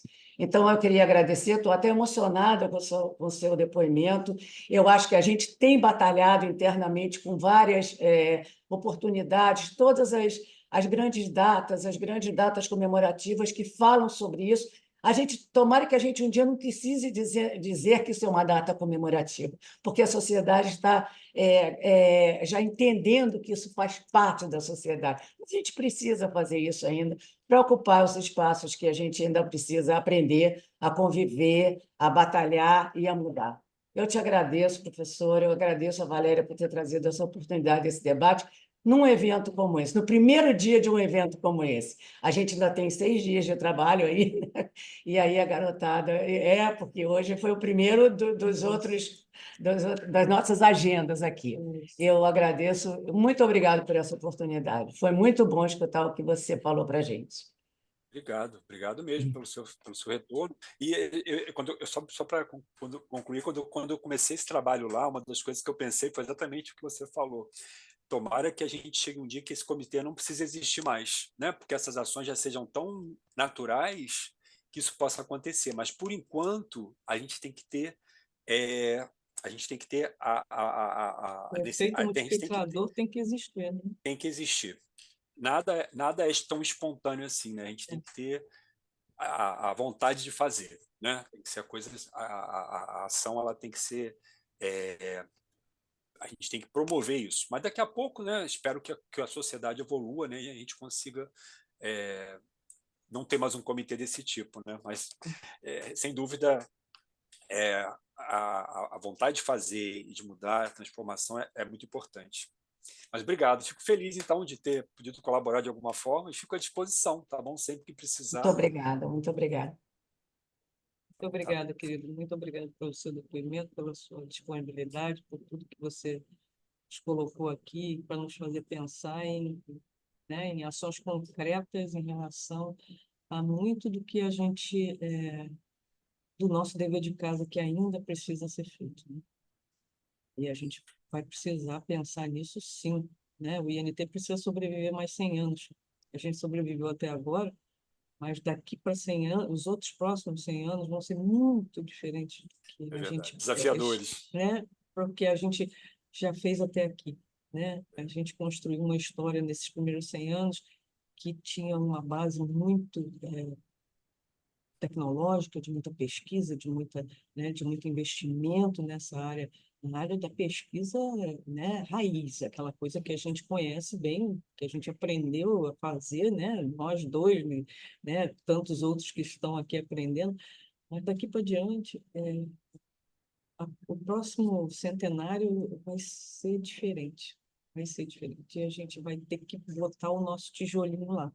Cada um de nós vai ter que botar um tijolo nessa construção, porque senão o INT não vai sobreviver. Essa é a verdade. Ele não vai, né? Não adianta você ter um prédio sem nada funcionando, né? Sem funcionar como deveria. Então a gente vai ter que pensar e repensar muito essa questão daqui para diante. E a gente agradece demais. Muito obrigada. Obrigada por Tá esse ótimo. presente, viu? Tudo de Obrigado, bom para pessoal. você, muita saúde, querido. Sucesso aí na semana, tá bom? Para Obrigada. todos aí. Muito obrigada. Valeu. Tchau, pessoal. Tchau, Tchau, tchau. tchau. Tchau, obrigado. Obrigada a todos que estiveram presentes conosco aqui nessa abertura da etapa PIBIC do NCIT. E a gente volta amanhã com as apresentações presenciais no auditório, às 1h30 da tarde. Nós vamos ter algumas apresentações na quarta, outras apresentações na quinta, tá certo? Eu espero todos vocês amanhã, então, lá no auditório. Abraço a todos, bom fim de tarde, até amanhã.